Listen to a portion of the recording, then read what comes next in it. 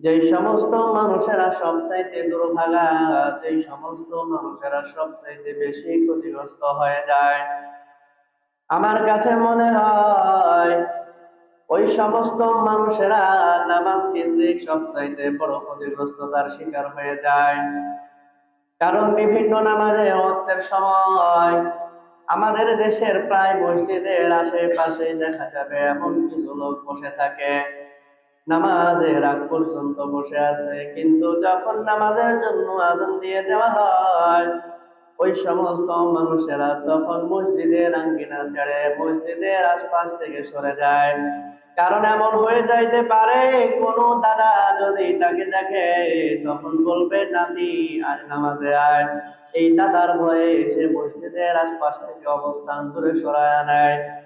অনেক এমন হতে পারে কারোর চাচা ডাক দিয়ে বলবে, ভাতিজা আসো নামাজে আসো। এই জন্য অনেকে মসজিদের আশপাশ থেকে দূরে সরে যায়। অথবা এলাকার কোনো গণ্যমান্য নেতৃস্থানীয় কোন লোক যখন মসজিদে ঢুকবে তখন বলবে, আসো নামাজ আদায় করতে আসো। তখন তার কথা তো আর সে না করতে পারবে না। এই জন্য আযান যখন দেওয়া হয় ওই সময়ে আল্লাহর কিছু বান্দা দীর্ঘক্ষণ মসজিদের পাশে বসে থাকার পর, দীর্ঘক্ষণ মসজিদের পাশের কোন দোকানে বসে থাকার পর, দীর্ঘক্ষণ মসজিদের পাশে কোনো বাড়ির আঙ্গিনায় বসে থাকার পর যে সময়ে মুয়াজ্জিন আযান দিয়া দেয় ওই সময়ে আযান দিতে দেরি হয়, ওই সমস্ত মানুষদের ওই মসজিদের আঙ্গিনা ছেড়ে দিতে দেরি হয় না, সাথে সাথে মসজিদের আঙ্গিনা ছেড়ে তারা দূরে সরে যায়। আপনাদের এলাকার কিছু লোক দেখবেন এমন আছে, যখন আযান দিয়েছে আযানের আগ পর্যন্ত দীর্ঘক্ষণ মসজিদের সামনে বসে, মসজিদের পাশে বসে, মসজিদের সামনের কোন গাছের ছায়ার নিচে সে গল্প করে, দুইজন চারজন গল্প করে, কিন্তু যখন আযান দেওয়া হয় সাথে সাথে তারা ওই জায়গা ছেড়ে দিয়ে চলে যায়। এবার মুসলমান সবচেয়ে বড় বোঝার বিষয় হলো তাদের এই আমলটা, যখন আযান দিয়ে দেওয়া হয় নামাজের জন্য তারা যে দূরে সরে যায়, এই কাজটা আল্লাহ তাআলার পক্ষ থেকে যার উপরে লানত, কিয়ামত পর্যন্ত যার উপর লানত, শুধুমাত্র আল্লাহর একটা হুকুম না মানার কারণে তার সাথে কিন্তু মিলে যায়। মুসলমান ভাইরা আমার, বন্ধুরা আমার, রাসূল আরবি সাল্লাল্লাহু আলাইহি ওয়াসাল্লামের সাহাবী, যে সাহাবী আল্লাহর নবী থেকে সবচাইতে বেশি হাদিস বর্ণনা করেছেন, আল্লাহর নবীর বেশি কাছে কাছে থাকার জন্য সৌভাগ্য অর্জন করেছেন, এবং এই পৃথিবীর মধ্যে যিনি হলেন সর্বশ্রেষ্ঠ মুহাদ্দিস, রাইসুল মুহাদ্দিসিন, হযরত আবু হুরায়রা রাদিয়াল্লাহু তাআলা আনহু, তিনি নবী করিম সাল্লাল্লাহু আলাইহি ওয়াসাল্লাম থেকে হাদিস বর্ণনা করেন, ইযা নুদিয়া বিস-সালাতি আকবারাশ শাইতানু ওয়া লাহু গুরান হাত্তা লা ইয়াসমাউ তা'যীম। নবী করিম সাল্লাল্লাহু আলাইহি ওয়াসাল্লাম বলেন, যে সময়ে মসজিদে নামাজের জন্য আযান দেওয়া হয় ওই সময়ে শয়তান পিছনের রাস্তা দিয়া বায়ু ছাড়তে ছাড়তে সে এত দূরে চলে যায়, যে আযানের আওয়াজের সুরে, যেই বায়ুর আওয়াজের সুরে আযান তার কানে না যায়, আযানের শব্দ যাতে তার কানে না যায়, এত জোরে জোরে বায়ু ছাড়তে ছাড়তে শয়তান পালায়া যায়।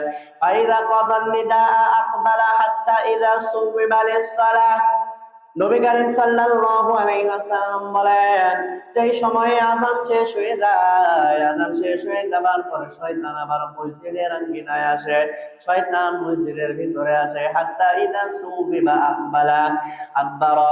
যখন আবার নামাজের জন্য ইকামত দিয়ে দেওয়া হয়, নামাজের জন্য ইকামত দিয়ে দেওয়ার পর শয়তান আবার চলে যায়।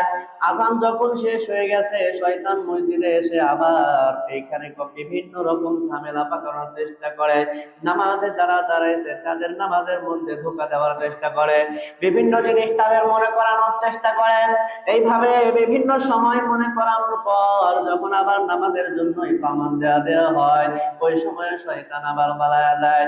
ফাইদা ক্বাদাত তাসবিহ বাকবালা, আবার যখন নামাজের ইকামত দেওয়া শেষ হয়ে যায়, ওই সময়ে শয়তান আবার মসজিদের মধ্যে চলে আসে।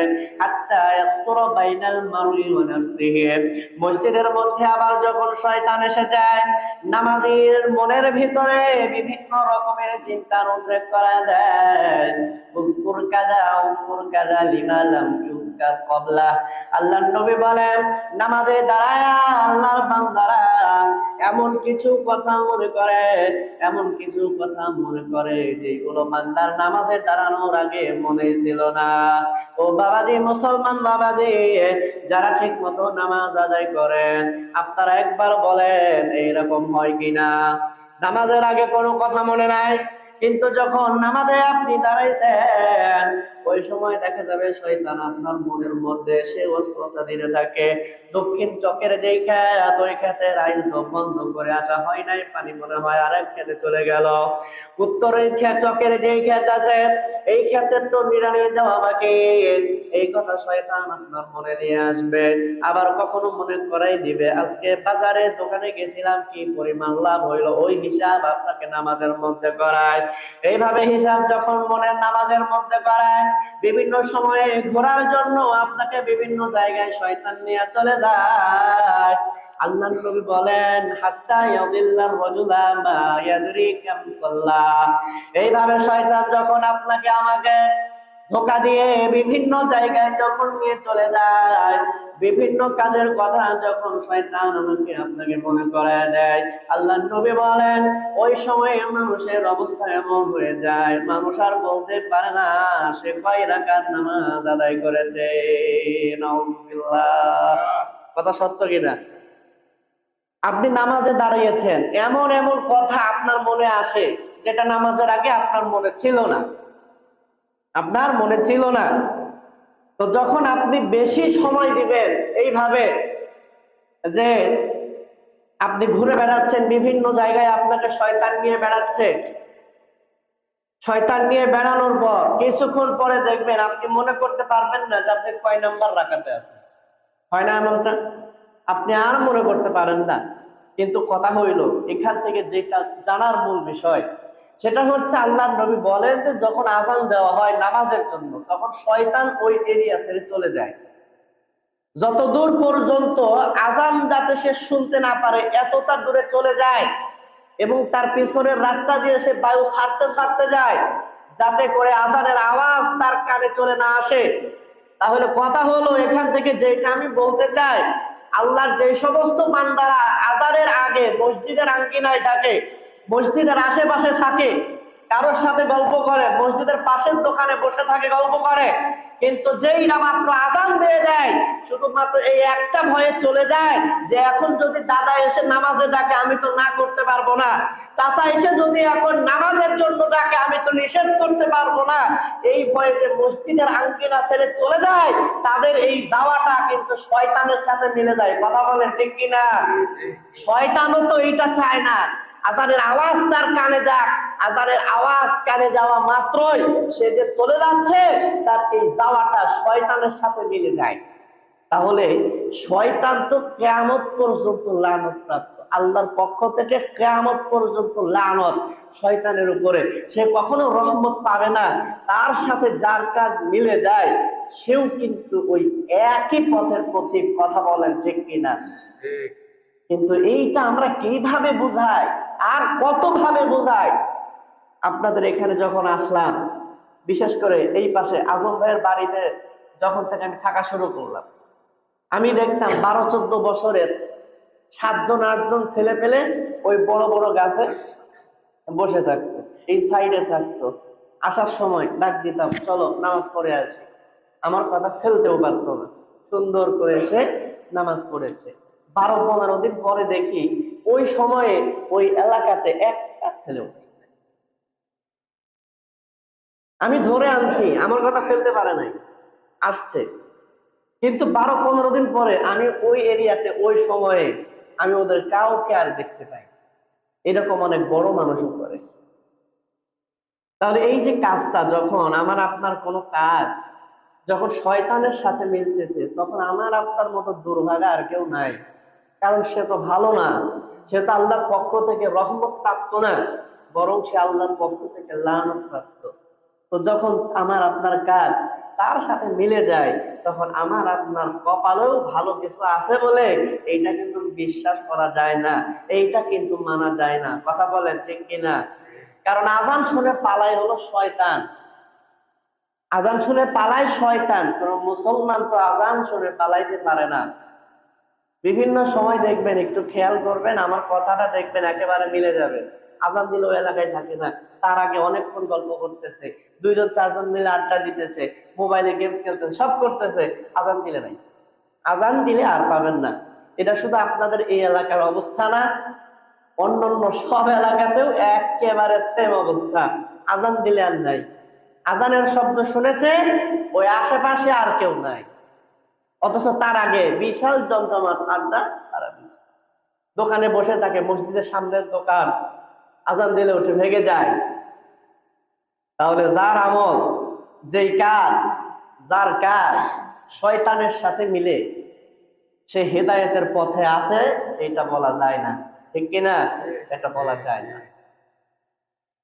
কিন্তু মুসলিম আজকে এটা বুঝতে চায় না, মুসলমান এটা আজকে বুঝতে চায় না। সব কিছু বুঝে, এই একটা জায়গা তারা বুঝতে চায় না, আমার আপনার জীবন এইটাই তো আল্লাহর জন্য, তাই না? আমার আপনার পুরো জীবন এটা আল্লাহর জন্য।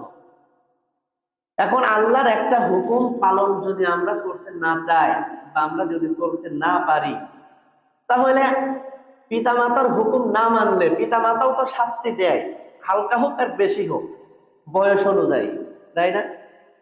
যখন ছোট সন্তান, একেবারে ছোট 2-2.5 বছর, ও যদি বেশি অন্যায় করে, আব্বা আম্মা তারাও কিন্তু ছাড়ে না।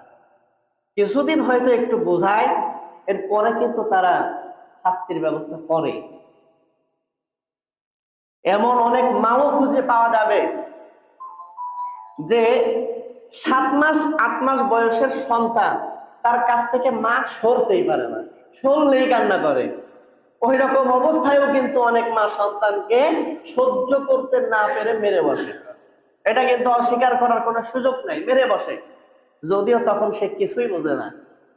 আর তার বুঝের মাত্রা যত বাড়তে থাকে, ওই সময় অন্যায় হলে, ওই সময় অন্যায় করলে মা বাবার শাস্তির মাত্রাও কিন্তু আস্তে আস্তে বাড়ে, কমে না।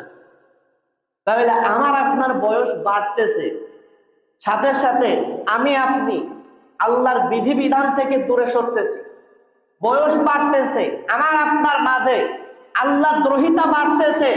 তাহলে কথা হইল, আমার আপনার মালিক আল্লাহর কাছে আমার আপনার শাস্তির পরিমাণও কিন্তু বেড়ে যাচ্ছে, ঠিক কিনা? আপনি বুঝতেছেন, আপনি সবই বুঝতেছেন, কিন্তু আপনি আসতে পারেন না, আপনি মানতে পারেন না। আপনার মালিকের কাছে আপনার শাস্তির মাত্রাও ধীরে ধীরে বেড়ে যাচ্ছে, কারণ আপনার বয়স বাড়তেছে, বয়সের সাথে আপনার বুঝটাও বাড়তেছে। এই বুঝ বাড়ার পরেও আপনি যে আল্লাহ দ্রোহিতা করেন, আল্লাহর বিধান যে আপনি মানতে চান না, এইটার জন্য আল্লাহর সামনে যে দাঁড়ায় আপনাকে জবাব দিতে হবে, এই কথাটা আমার আপনার মনে একেবারেই থাকে না। এটা একটু মনে রাখেন। মুসলমান ভাইরা আমার, বন্ধুরা আমার, এবার আসুন আরেকটা বিষয় আপনাদের সামনে আমি আলোচনা করি। সেটা হলো বিভিন্ন সময়ে